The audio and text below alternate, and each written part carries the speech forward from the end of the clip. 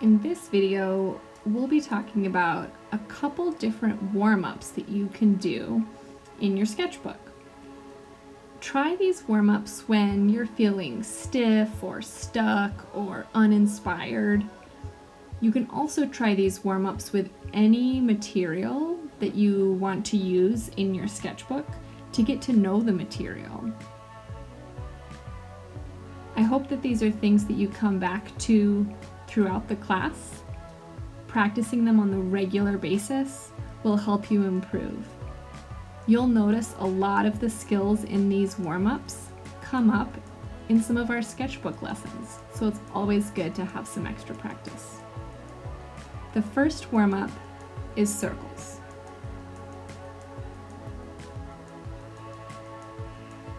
First, when I try to draw this circle, I'm sitting down and my elbow's resting on the table, so I'm just using my wrist to draw the circle. They don't look too great. Okay, here I'm still sitting and I'm kind of squeezing my arm against my torso, so I'm just drawing from my elbow. Neither the wrist nor the elbow circles look awesome. So here I'm going to try standing up. I'm going to loosen up my arm, and I'm really drawing from my shoulder at this point. These circles start to look a lot better to me. Why do you think circles standing up, drawing from your whole arm, look better? It's because your shoulder is a ball and socket joint. So it's really good at moving in a circle. The other thing that I think helps me draw circles well is pass over a couple times before I lay in my final circle. My next warm-up is going to be drawing ellipses. An ellipse is kind of like an oval. Technically, it's a foreshortened circle. We're going to get into that in our sketchbook lessons. So you'll notice the same rule applies here. If you stand up and draw with a loose arm from your shoulder, you're going to get better ellipses.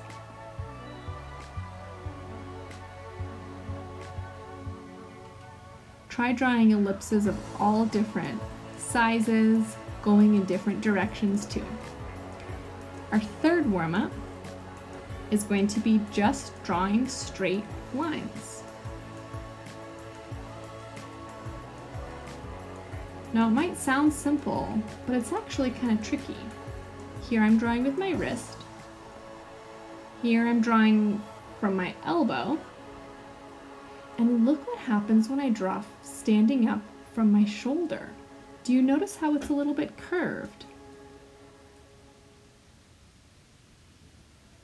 I wonder why. Don't forget to draw some straight lines up and down too. I forgot to in this example. Our fourth warm-up is parallel lines. So you can go back to any page where you were practicing straight lines and try to draw another line that walks exactly next to a line that's already on your page. These are called parallel lines. Parallel lines never converge, meaning they never touch, no matter how far they go off the page. Think about it like two cars driving next to each other. Of course, you don't want the cars to crash, and they can drive on forever and ever in the same direction, and they'll never crash as long as they're parallel. But here, you'll notice this line, I didn't quite get it parallel, and eventually it's going to run into this other line that's on the page. So these lines are not parallel. Your challenge for this warm-up is to try to draw lines that are parallel.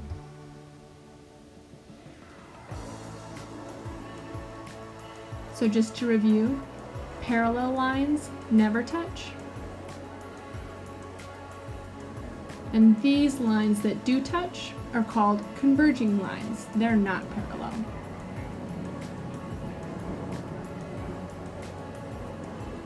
All right, our next warm-up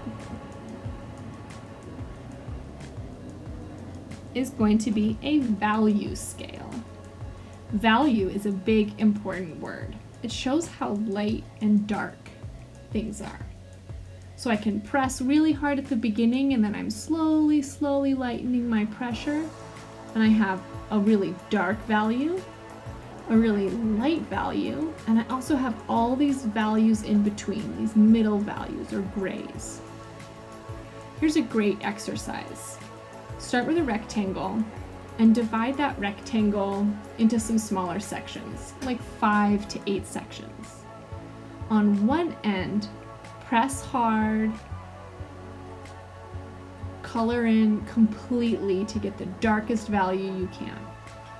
And on the opposite end, have the lightest value. Try to fill in all of the sections in between so that none of the sections are exactly the same and they have an even transition from darkest to lightest. It's kind of tricky to do.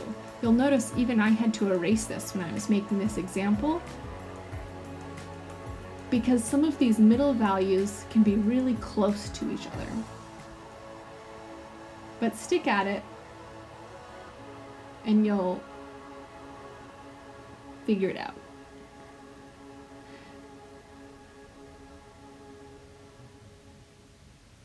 You can also try shading in other forms, other shapes on your page. For example, here I wrote out the word value in block letters. And I can experiment with shading in each letter to show a progression of values.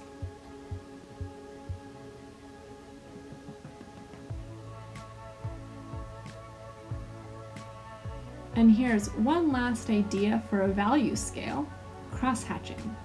So cross-hatching is a way to shade using your pencil and overlapping lines.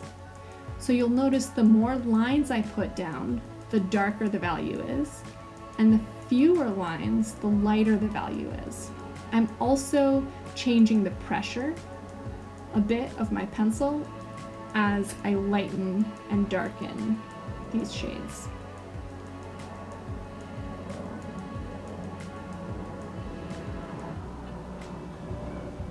So here I have a value scale from very dark to very light using cross-hatching. Okay, our next warm-up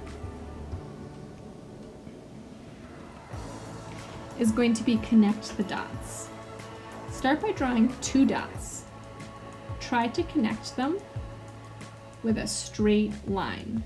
You'll notice the farther the dots are from each other on your page, the harder it is to connect them with a straight line. Once you have a couple dots on your page, you can connect them in any way you want, so long as you're using straight lines. You might even be inspired by some of the shapes you create. I got carried away on this example and ended up adding color because I liked this giant triangle form. And my last suggestion is similar, but only this time, between the 2 dots, you're drawing an arch. Now usually when you draw an arch, you want the middle to be the highest point, but really, you can get creative with your arches. Start with 2 dots and go ahead and draw that curved line in between the 2.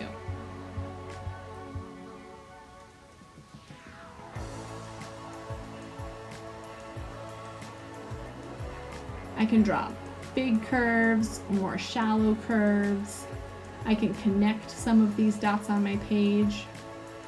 You might get inspired and notice something on your page. Like when I started drawing this over here, it started to look like a hammock. So I decided to just go ahead and give it some values.